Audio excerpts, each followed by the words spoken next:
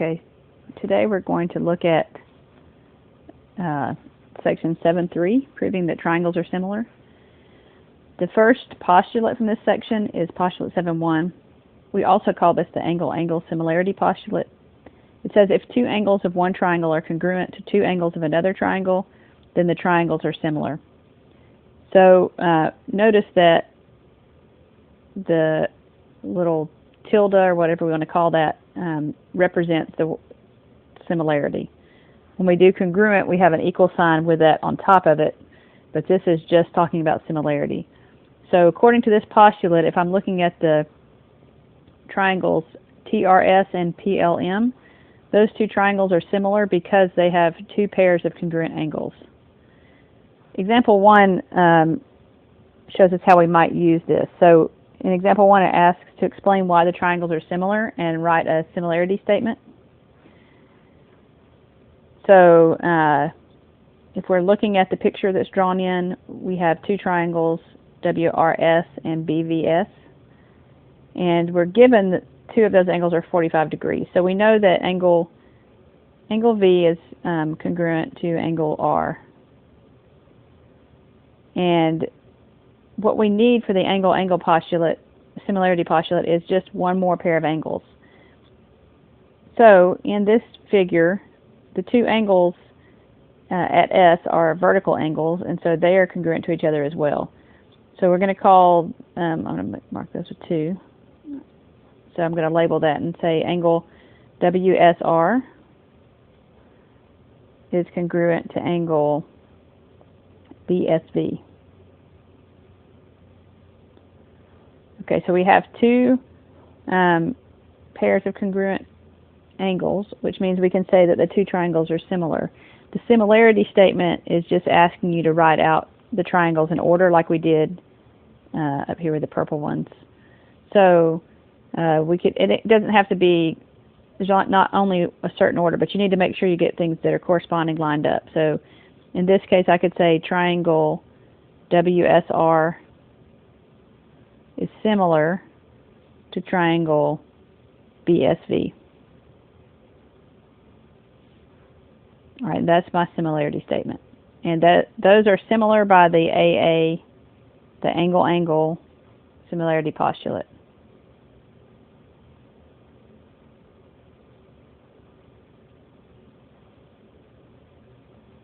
Okay.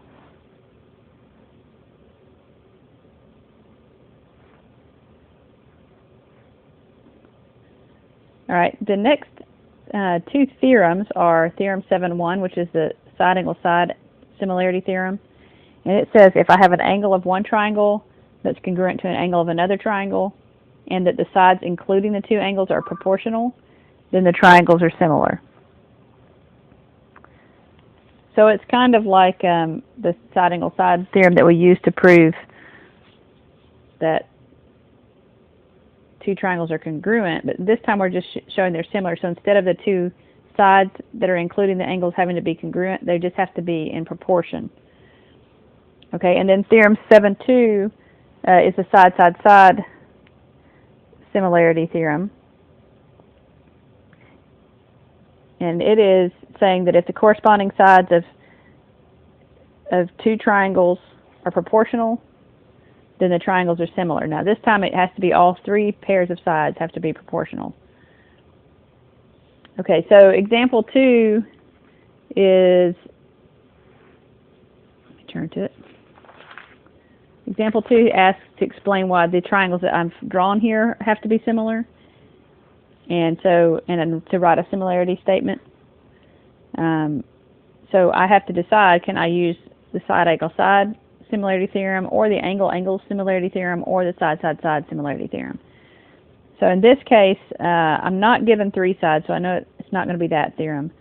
I'm given two sides, and I'm given the angle in between. Since they both have a right angle there, then those have to be congruent. So angle R is congruent to angle Y.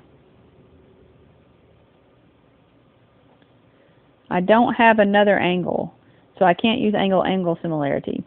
So I'm stuck with using the side-angle-side similarity theorem. So that's what I'm going to look for. I'm looking to see if those two sides that are surrounding the angles are in proportion. So I would write it out as a comparison like we did in the other sections. I can just say check QR over XY. That would be equal to 3 over 4. And then I could check PR over ZY. And that's equal to 6 over 8, which I can reduce. 2 goes into 6 3 times, and 2 goes into 8 4 times. So they end up having the same similarity ratio like we found in the other sections. And so by the side angle side, I know that they're similar.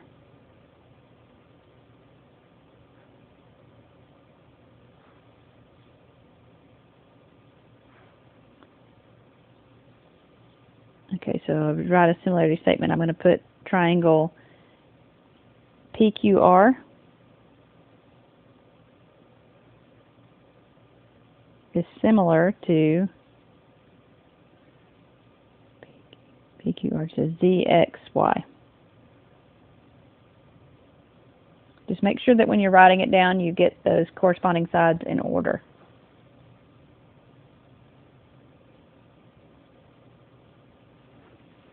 All right, now I want you to try quick check 2. So stop the tape or the video and just see if you can figure out. Again, they're asking, I've got the triangles drawn in. They're asking to explain why they must be similar and write a similarity statement. Okay, hopefully you stopped this and worked it out to see if you could do it without seeing it worked out first. All right, so I have these 2 triangles.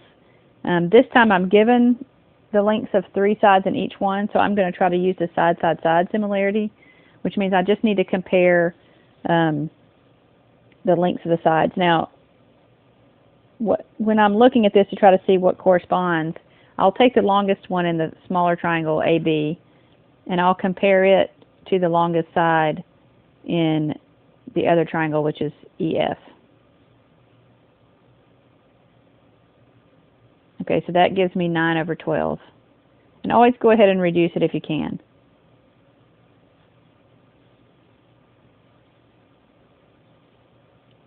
All right, so 3 goes into 9 3 times. 3 goes into 12 4 times. So that reduces to 3/4. Now I want to check the other 2 pairs of sides that correspond. And in this case, AC and BC are the same length.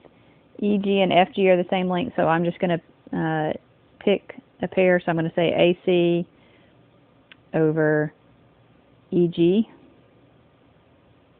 Well, let's say, yeah, okay, EG, that's fine. Doesn't really matter. That's going to be 6 over 8. When I divide 6 by 2, I get 3. Divide 8 by 2, I get 4. So it also is reducing to 3/4.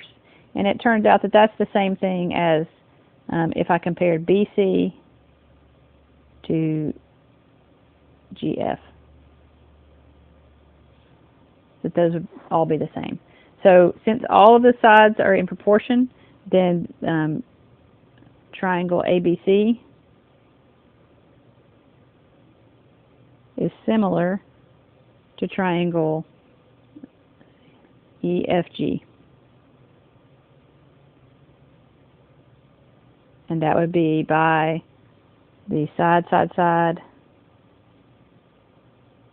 similarity theorem.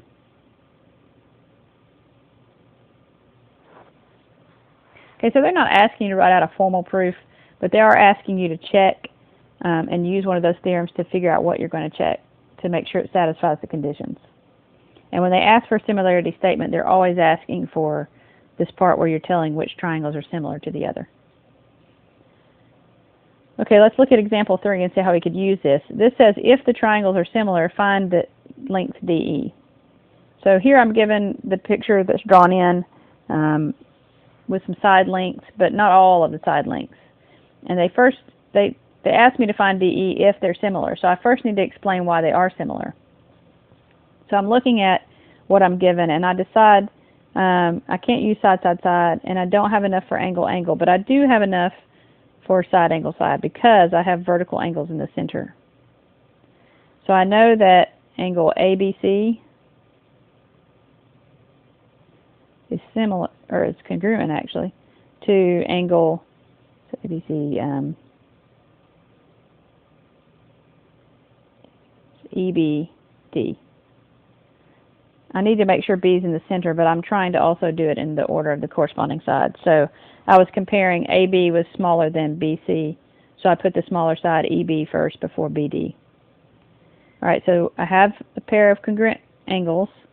I need to check AB over BE. That would be 12 over 18. And 6 goes into both of those. 6 goes into 12 2 times. 6 goes into 18 3 times. So it reduces to 2/3. Now I also need to check the other sides that are surrounding the angle. So I'll be comparing BC to BE. No, I'm sorry, BD. And that's going to be 16 over 24. Okay, in this fraction, 8 will go into both 16 and 24. So if I divide 16 by 8, I get 2. And 24 divided by 8 is 3. So they both reduce to be 2/3, which means that my two triangles are similar by that side angle side similarity theorem.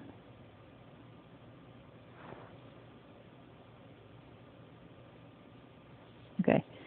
Now, once we know they're similar, we're asked to find DE. And so what I'm going to do is I'm going to compare the sides that, the last two sides that are corresponding. So to be AC over DE, I know that's equal to 10 over whatever the length of DE is. So let's just call it X for now. That has to be the same as the similarity ratio that I found for the other two pairs of corresponding sides. So 10 over X has to equal 2/3. So I'm going to cross multiply and get 2X equals 30, which means X equals 15. All right, and that's the length of DE. That's what they were asking for.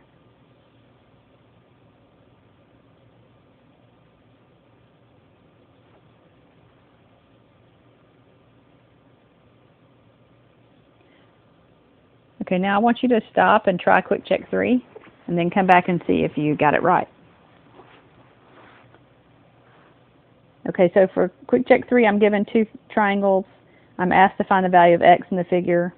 So I first need to make sure that they're similar, which they are because they have two pairs of congruent angles, so that they would be similar by the angle-angle similarity.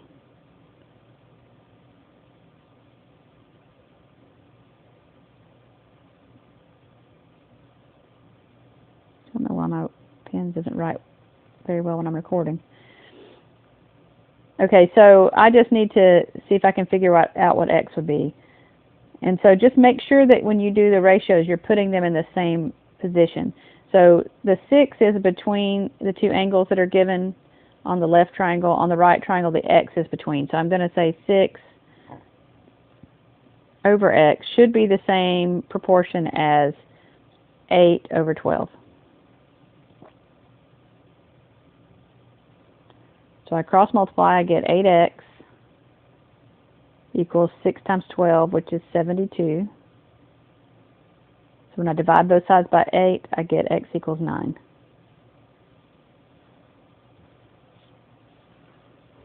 Okay, one last thing that we can do with this that kind of relates to real-world problems. Here,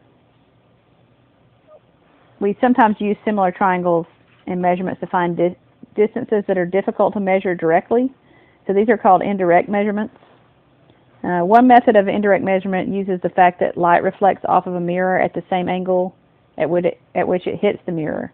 So if I had a mirror and I had light coming in, if you could see the light rays, whatever angle it hits the mirror at, it would also bounce off and be reflected at the same angle.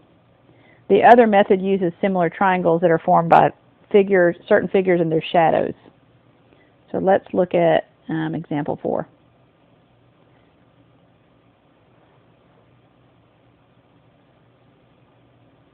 Okay, I have the figure drawn in, but let me read to you what the example says. The example says that Raymond places a mirror on the ground 40.5 feet from the base of a geyser. He walks backwards until he can see the top of the geyser in the middle of the mirror. At that point, Raymond's eyes are 6 feet above the ground, and he is 7 feet from the image in the mirror. Use similar triangles to find the height of the geyser. So I have drawn in Raymond as my little stick figure here. He's seeing the reflection of the geyser, the top of the geyser, in the mirror, which means that that reflection on each side there's the same angle. It's hitting the mirror, and he's able to see it. Okay, and then we're given that he is 6 feet tall, and he's 7 feet from the image in the mirror, while the geyser, we're looking for the height, X feet tall, and the mirror is 40.5 feet away from the base of the geyser. So I want to figure out what X is. Now I know these triangles are similar because I have two pairs of angles. So that by the angle-angle similarity, I know that these are two similar triangles. They both have a right angle, and then the angle where the light is reflecting off the mirror is the same. So I can compare the height of Raymond, 6, to the height of the geyser. That should have the same ratio, or it should be in proportion with how far he is from the mirror over how far the geyser is from the mirror.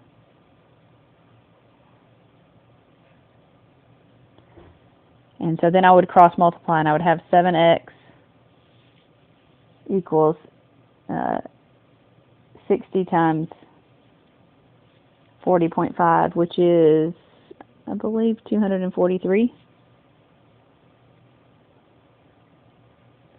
So when I divide both sides by 7, I'll get x is equal to 34.7, I believe is what it should be. So according to this, the geyser is going up to about 34.7 feet tall. Now sometimes I can look at this and see if it makes sense.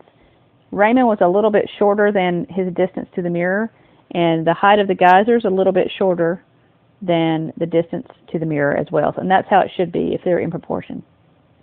Okay, now quick check 4 says, in sunlight, a cactus casts a 9-foot shadow at the same time a person 6 feet tall casts a 4-foot shadow. Use similar triangles to find the height of the cactus. So pause this and see if you can figure out what X should be. Okay, hopefully you did it similarly to example 4. Here we are given that the angle between the person in the ground and the cactus in the ground are both right angles. If the sun were up here casting a shadow at the exact same time, then the angle at the top and bottom would also be the same in the triangles. So that would be my other angle that would give me the angle-angle similarity. So either at the top or at the bottom. Okay. So I'm just going to compare then the height of the person over the height of the cactus. That should be the same proportion as the distance that the shadow is, the length of the shadow for the person over the length of the shadow of the cactus. And then I would cross multiply, and I would have 4x equals 6 times 9, which is 54. And then I would divide both sides by 4, and I would get x equals 13.5 feet. So the cactus should be 13.5 feet tall. Okay, work the problems for this section, and you can ask questions in class if you need to.